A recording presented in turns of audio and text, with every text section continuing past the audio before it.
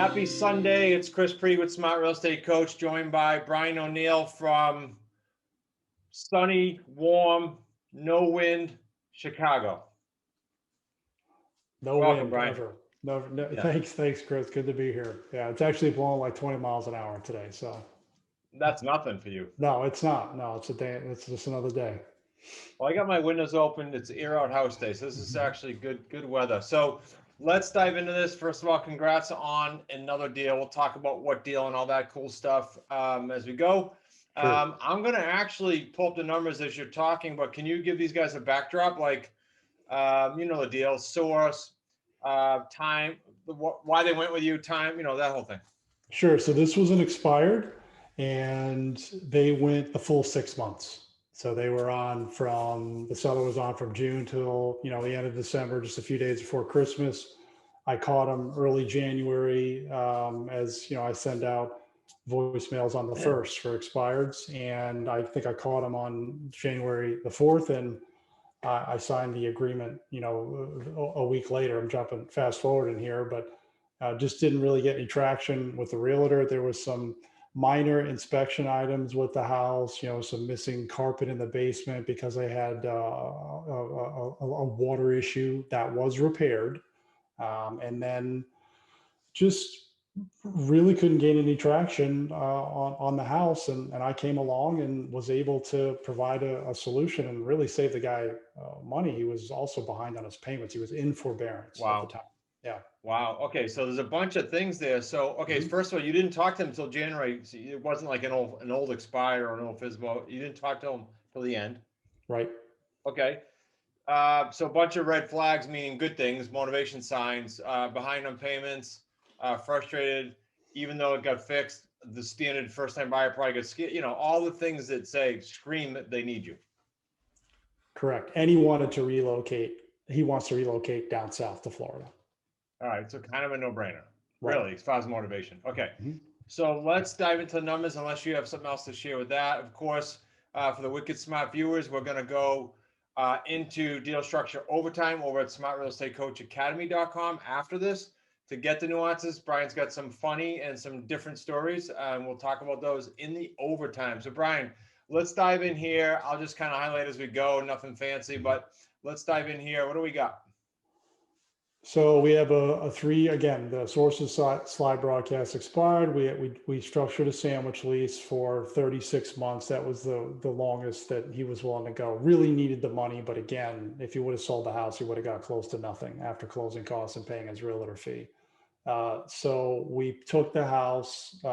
His loan balance is $280,000 plus $25,000, so that's $305 if I can still add. I believe you are correct, actually. Yeah, I can. He was happy with that. That was what he was trying to get. I think he had someone that was making an offer for $295. He was trying to get him up to $300, and the guy walked away. The buyer with a realtor though too, right? You're saying with a realtor, right? So he would have got nothing. Yeah, nothing.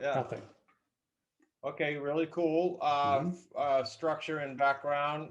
If I miss stuff as we go, just stop me. But so you structured 36-month sandwich with him.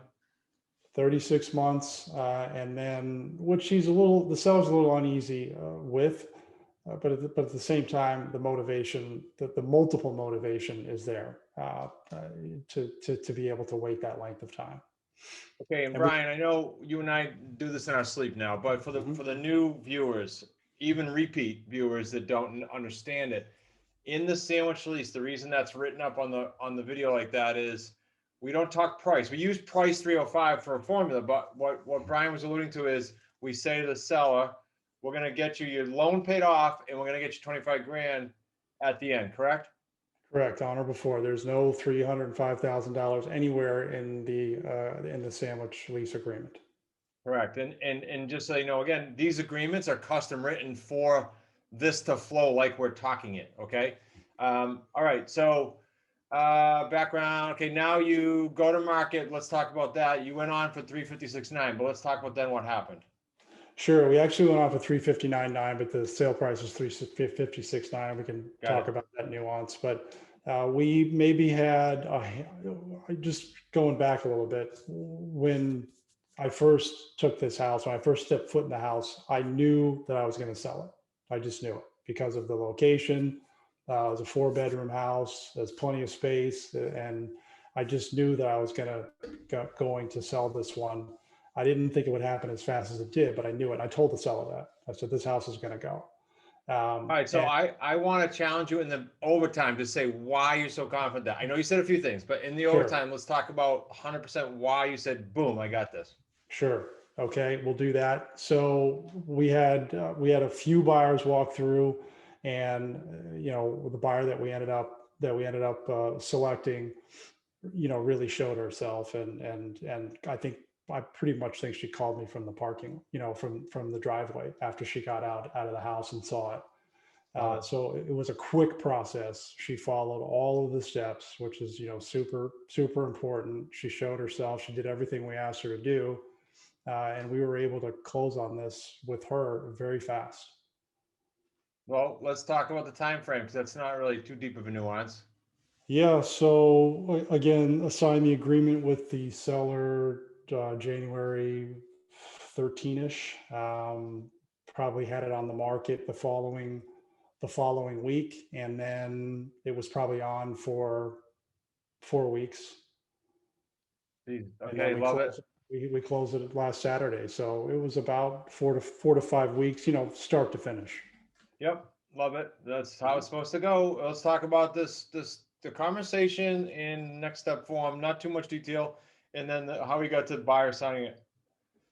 Sure. So the conversation with the buyer on the next step form, she said she could put $20,000 down, initial deposit, which is great. That's 6-7%, if my math is correct. Starting. Yep. And then, when we went through the forms and asked what she would be capable of doing beyond that over the next year and a half, we volleyed back and forth a little bit. Again, we always say, hey, this is your plan. You need to be comfortable with it. I'll throw some suggestions out, but ultimately this is your plan. So she ended up going 2,000 per quarter until she got to 10%. And because it's March, the end of March, she says, well, we'll just do that first quarter payment on the down payment. So added another 2,000 to the down, and then the first month's rent. Love it. So your payday one to start the deal last Saturday was almost $25,000 with 14 more coming. That's a great start. Super start. Yep. And it makes it a much easier decision to pick a buyer when they're able to do that. Well, and what we didn't say up here with the seller is how much did you put down to our discussion on Clubhouse this morning? $10, which I'm going to deliver to him on Friday. Got to make it official. We got any challenges. Listen, guys, just let me insert this.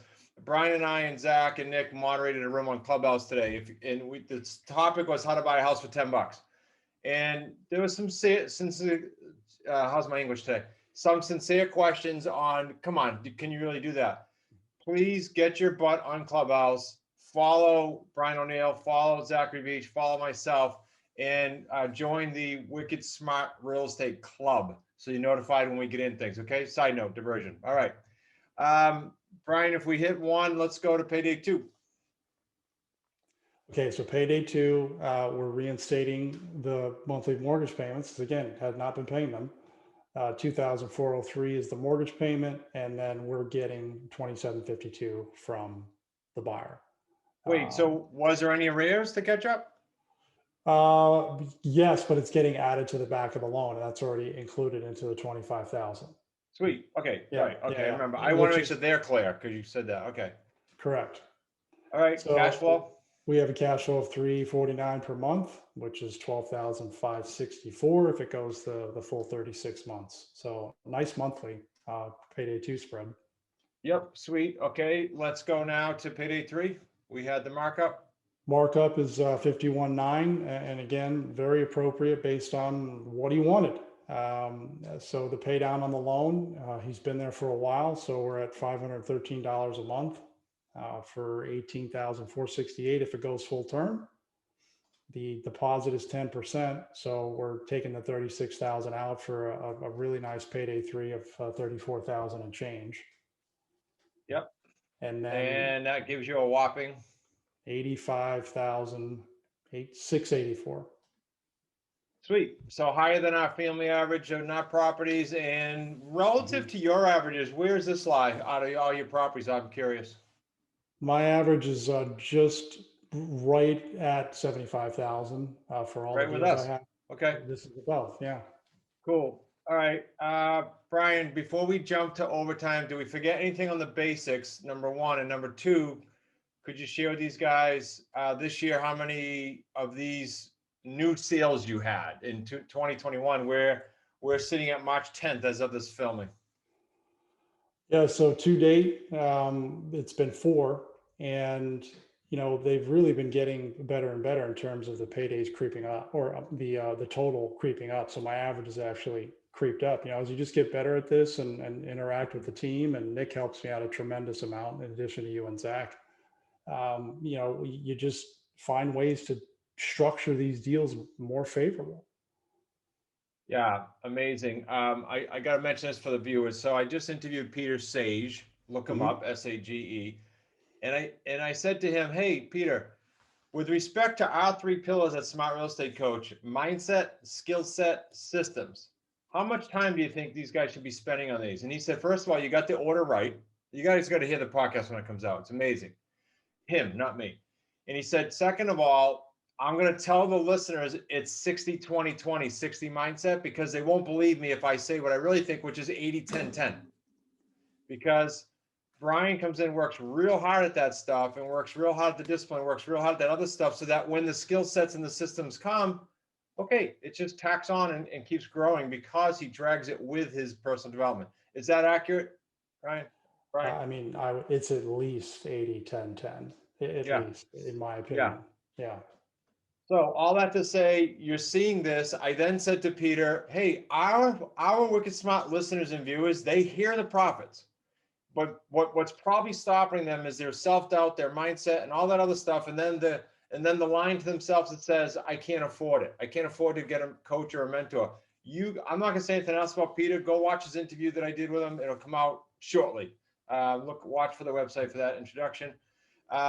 Brian, thanks for being on again, buddy. We're going to jump over to Smart Real Estate Coach Academy.com. We're going to fire up an overtime episode here and dive into a couple more nuances. And Brian will talk a little bit about all the paydays, what they look like added up. And we're going to talk about these sellers and buyers a little bit more. See you guys on the next Deal Structure Sunday. If you want a whole big bunch of deal structures, talk about the skill set, or you want to know a lot about how to pivot, what bucket these deals go in, how do you know what bucket they go in, meaning the purchase, sandwich, on the financing, or sub 2, register for Summer of Deals, summerofdeals.com. It's a day of deal structuring, all day, 1 day virtual event, summerofdeals.com. Thanks, Brian. Thanks, Chris.